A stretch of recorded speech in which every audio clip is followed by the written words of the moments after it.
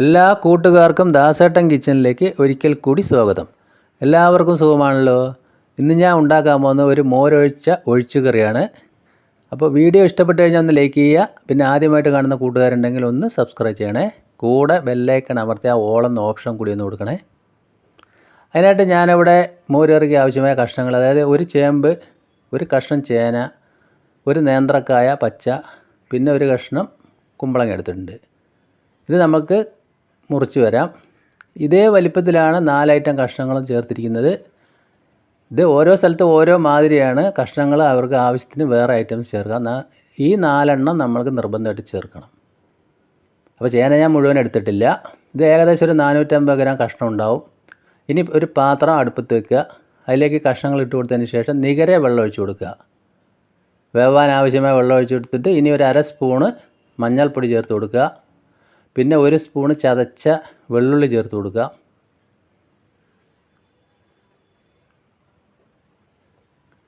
എന്നിട്ട് ഒരു 10-12 പച്ചമുളക് കീറിയത്, അതായത് നമ്മളതിൽ മുളക് പൊടി ചേർക്കുന്നില്ല, പച്ചമുളകിൻ്റെ എരിവ് തന്നെ ആയിരിക്കണം. എന്നതിന് ശേഷം നമ്മളൊന്ന് അടച്ച് വെച്ച് വേവിക്കാം ഒരു 10 മിനിറ്റ്. അപ്പോഴേക്കും നമ്മൾക്ക് വേറെ പൊടി ഉണ്ടാക്കണം. അതിലേക്ക് ചേർക്കാനായിട്ട് ഒരു 3 സ്പൂണ് അരി എടുത്തിട്ടുണ്ട്. അതൊന്ന് വറുത്ത് കൊടുക്കണം. ലോ ഫ്ലെയിമിലിടുക. അപ്പോൾ അരി വറുക്കുന്നത് നമ്മൾ പ്രത്യേകം പറയേണ്ട, എല്ലാവർക്കും അറിയാവുന്നതാണ്. അതൊന്ന് നന്നായിട്ട് ഒരു വിധം വറന്ന് വരുന്ന സമയത്ത് നമ്മൾ അതിലേക്ക് ഒരു 1/2 സ്പൂണ് ജീരകം ചേർത്ത് കൊടുക്കണം, ചെറിയ ജീരകം. അതും കൂടി ഇട്ടതിന് ശേഷം നന്നായിട്ടൊന്ന് മിക്സ് ചെയ്ത് ഒന്ന് ചൂടായതിന് ശേഷം നമ്മൾ അതൊന്ന് ഓഫാക്കാം. എന്നിട്ട് ചൂടാറിയതിന് ശേഷം ഇതൊന്ന് പൊടിച്ചെടുക്കണം. അപ്പോൾ ഈ പൊടി നമ്മൾ ചേർക്കുന്ന സമയത്ത് നല്ലൊരു ടേസ്റ്റ് ആയിരിക്കും കറിക്ക്. അപ്പോൾ നമ്മളിതാ ഇതുപോലെ ഫൈനായിട്ട് പൊടിച്ചെടുത്തിട്ടുണ്ട്. ഇനി നമ്മൾ നേരത്തെ കഷ്ണങ്ങൾ വെന്തോ നോക്കണം. അപ്പോൾ ഞാൻ തുറന്ന് നോക്കിയിട്ടുണ്ട്. കഷ്ണങ്ങൾ അങ്ങനെ വെന്തിട്ടില്ല. കാണുമ്പോൾ തന്നെ നമുക്ക് മനസ്സിലാവുന്നുണ്ട്. ഒരു വിധം ആയിട്ടേ ഉള്ളൂ. ഈ സമയത്ത് വേണം നമ്മൾ അതിലേക്ക് ഉപ്പ് ചേർത്ത് കൊടുക്കാൻ. നേരത്തെ ഉപ്പ് ചേർത്താൽ വേവാൻ കുറച്ച് താമസിക്കും. ഇനി ഇത് ലോ ഫ്ലെയിമിൽ ഒരു 10 മിനിറ്റ് കൂടി അവിടെ ഇരിക്കട്ടെ. അപ്പോഴേക്കും നമ്മൾക്ക് അതിന് വേണ്ട തേങ്ങ അരച്ചെടുക്കണം. അതിനായിട്ട് ഒരു അരമുറി തേങ്ങ ചിരവിയത് ഒരു മിക്സിയുടെ ജാറിലേക്ക് ഇട്ടിട്ട് നമ്മൾ ഫൈനായിട്ടൊന്ന് അരച്ചെടുക്കാം.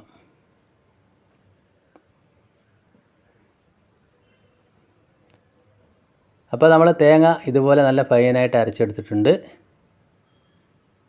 ഇതുപോലെ എന്തായാലും ഒന്ന് ട്രൈ ചെയ്ത് നോക്കണം. അപ്പോൾ നമ്മളെ കഷ്ണം ഇപ്പോൾ വെന്തിട്ടുണ്ടാവും.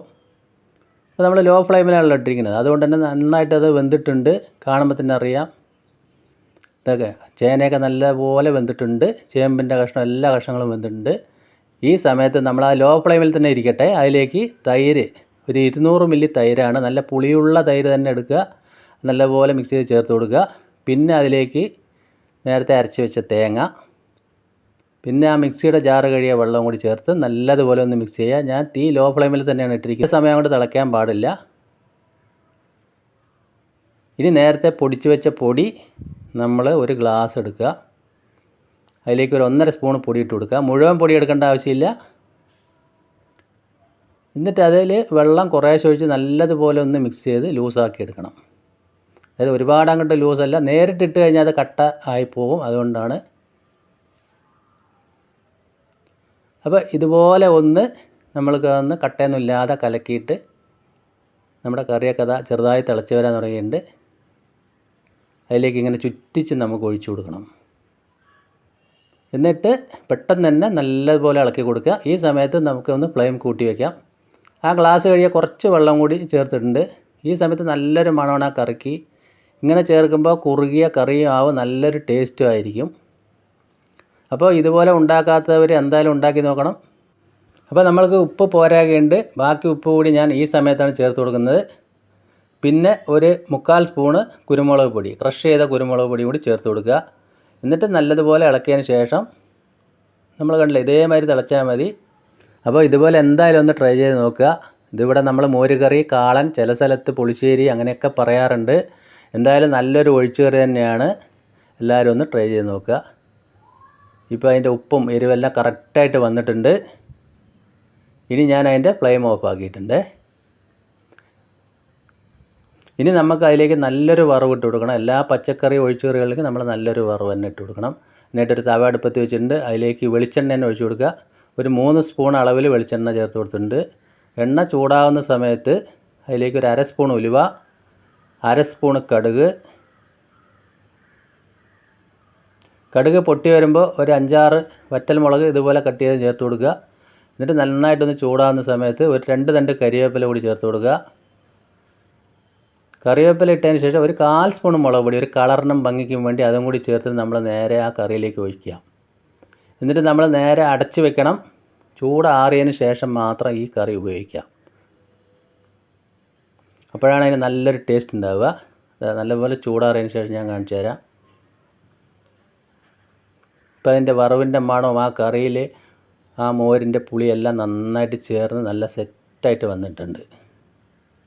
നമുക്ക് വീഡിയോയിൽ കണ്ടാൽ തന്നെ അറിയാം.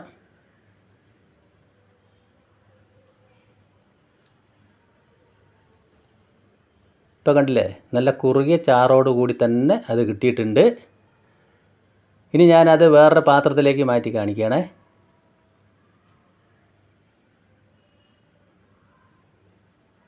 അപ്പോൾ എൻ്റെ ഈ വീഡിയോ നിങ്ങൾക്ക് എല്ലാവർക്കും ഇഷ്ടപ്പെട്ടെന്ന് കരുതുന്നു. ഞാനിത് ഇനി ചോറിൻ്റെ കൂടെയാണ് കഴിക്കുന്നത്. വീണ്ടും നല്ല വീഡിയോ ആയിട്ട് കാണാം. Thank you.